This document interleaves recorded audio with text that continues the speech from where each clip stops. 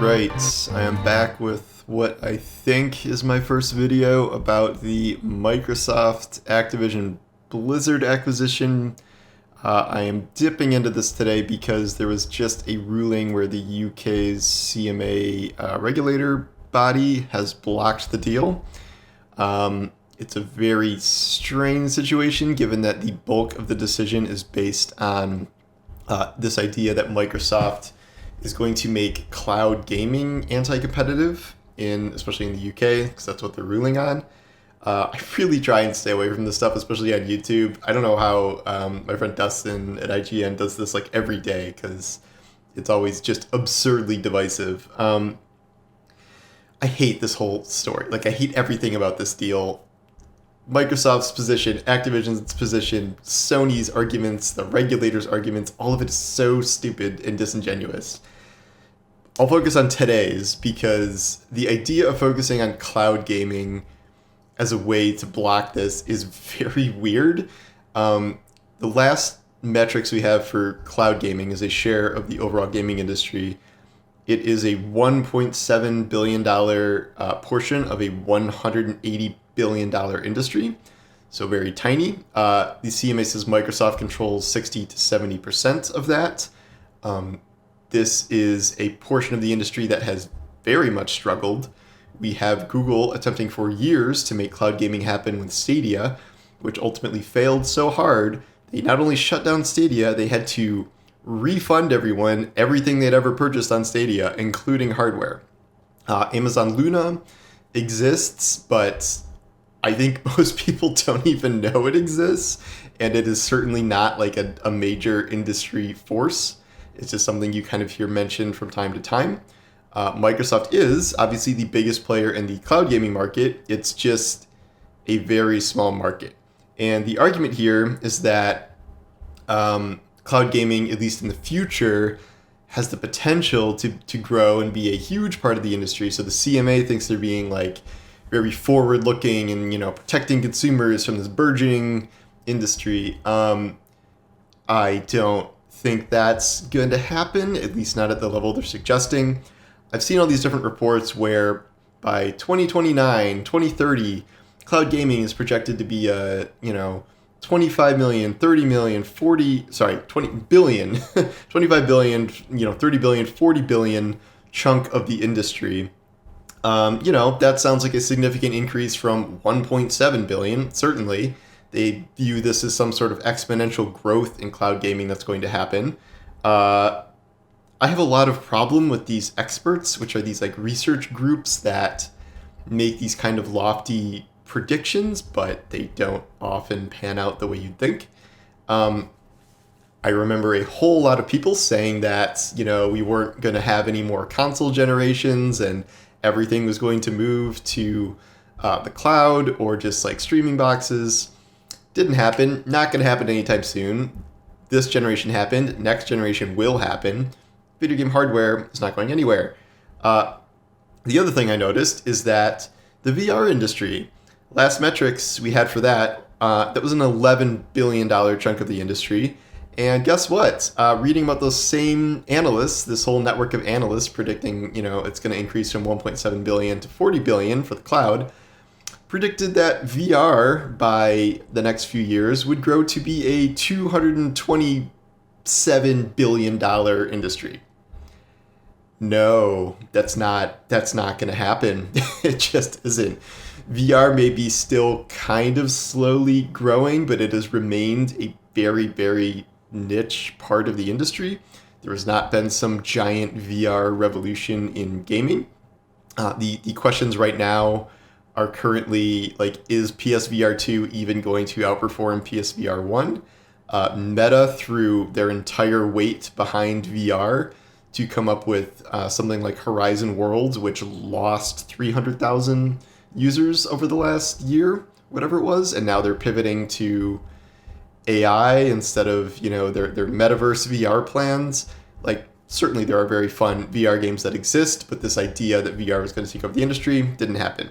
The idea that cloud gaming is going to expand exponentially, like, yes, I can believe cloud gaming will expand, but at the level they're saying here, hard to believe. And it's not just like they're wrong before, they're going to be wrong now. The main barrier for cloud gaming is internet infrastructure and how it feels to play cloud gaming, which I doubt many of these regulators have actually tested cloud gaming and the difference between that and PC and console gaming. At least in the US and in a lot of major countries, really, outside of like, I don't know, South Korea, who is like crazy fast internet for everyone, internet, most other places, is not remotely good or reliable enough to make cloud gaming your main source of gaming. There are still latency issues. Like Google Stadia was probably the best tech out there in terms of making it feel okay. But that has latency issues. Microsoft's cloud gaming probably has more issues like that than Stadia even did.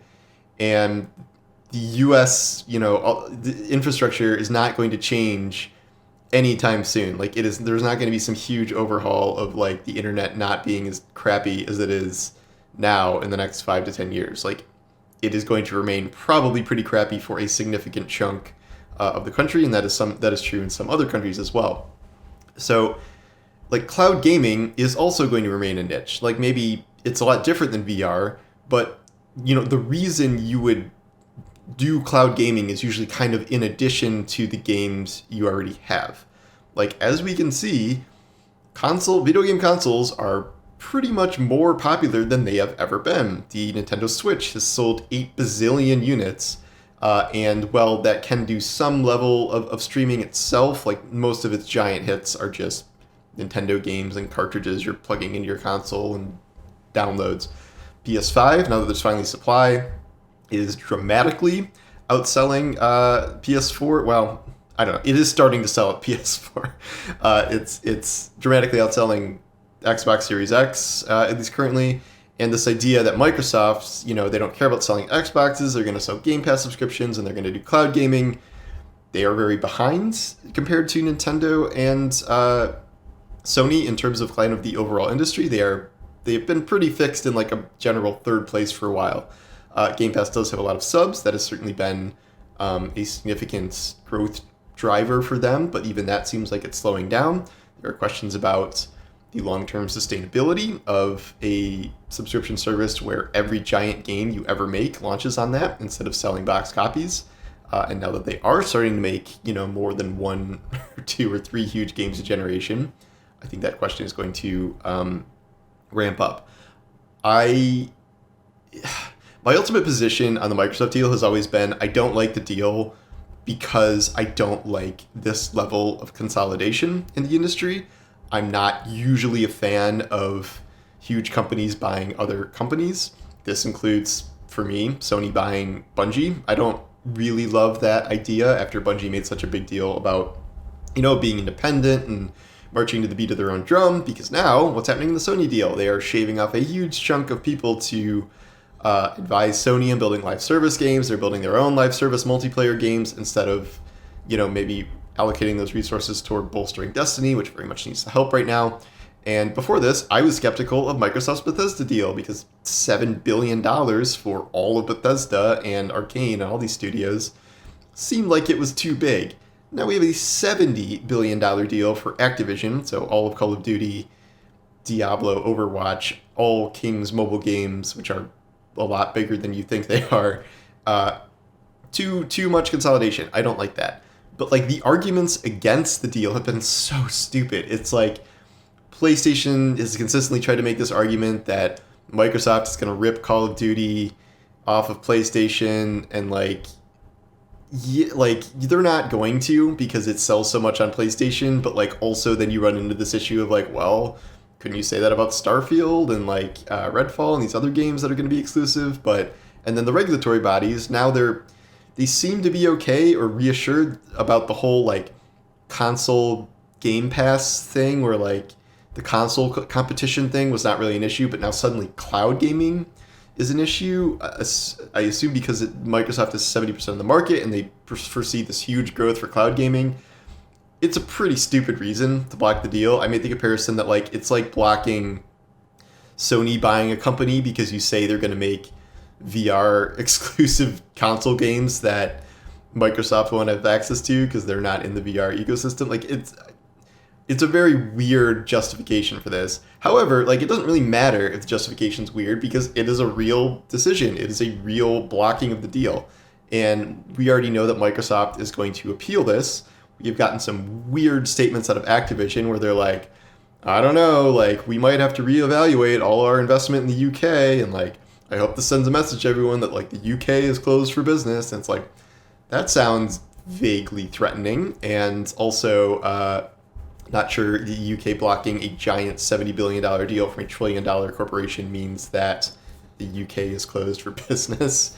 So that's weird. And then also, I think the CMA wins like 70% of their appeals, and those will be upheld. So the odds are not great for Microsoft here. And then Microsoft still has to deal with the EU's regulatory body, which I forget the name of that, and then the FTC. The FTC has already strongly indicated they want to block the deal. Microsoft is trying to do some fancy dancing to like get around the FTC. I don't really know how that works, but that's its own separate battle. And the point is that this is going to drag out even longer, likely into 2024, when it seemed like this deal could be wrapped up by summer. Definitely not going to happen now. No idea how long the appeals process will take, but like even if the justification of this with cloud gaming is weird and kind of dumb, like the end result stands. They blocked it. Whether it's stupid or not, they blocked it, and now Microsoft has to appeal. And if they were going to make that decision in the first place, it would be hard to see this being overturned. Like maybe Microsoft is going to like bend over backwards to make the most cloud gaming deals possible, but like there aren't even that many cloud gaming competitors because it is not a very competitive space. And like Stadia didn't fail because Microsoft like squeezed them out of the industry. Stadia failed because cloud gaming is not a viable mainstream way to play games right now. And it hasn't been for the past few years. It's not really now. Like you're using it as kind of a addendum to a console or PC you already own. It's like a side thing. It's like almost no one is going to replace their console or PC or phone or whatever with just cloud streaming. So I don't, whatever. I've said enough about cloud streaming, but it is a very stupid reason to block this, even if I don't hate the fact that this deal might not happen. So anyway, that's kind of the craziness of what's going on here. This story is so annoying. It continues to be annoying. I think this has probably been more trouble for Microsoft than it's worth. I don't know if you have Call of Duty now, but you still have to put it on PlayStation and Switch and whatever, and then you get a bunch of mobile games, and I don't know if this is worth $70 billion in the first place, and I need to check how much is Activision's stock down right now. 10%. It has dropped a full 10%, 8.6 points down to 78. Not good. And if this deal does not go through, Activision is not going to be in a great spot. They have said that they will be kind of crippled by this deal. I would expect a lot of layoffs, shrinking down the company. That's its own thing. But it is still a while until we know whether Microsoft will brute force this through or if this deal will completely fall apart. But this is really not a good outcome for them. And it may signal to these other high-profile regulatory bodies that, well, if the UK can block it, like, we probably have the justification to block it too, even if a bunch of smaller, maybe less high-profile countries have already approved the deal. If like the US, the EU, and the UK all block it and have various for whatever reason, that is probably going to certainly kill the deal. If this one alone might not. So I don't have access to all the information. I don't know all the ins and outs of this, but this situation continues to be absolutely absurd. So yeah, that's my take on the wild events of today. I would expect 50% dislikes on this from Xbox fans, I guess. I don't know. Or I'm also insulting Sony. So I don't know. Maybe I'll be an underwater dislike ratio for the first time ever. But those are my thoughts on this. Thank you for watching, and I will be back probably to Destiny stuff. I am going out of town until next Wednesday, so no videos for a little while. But yeah, thanks for watching. I'll talk to you soon. Take care.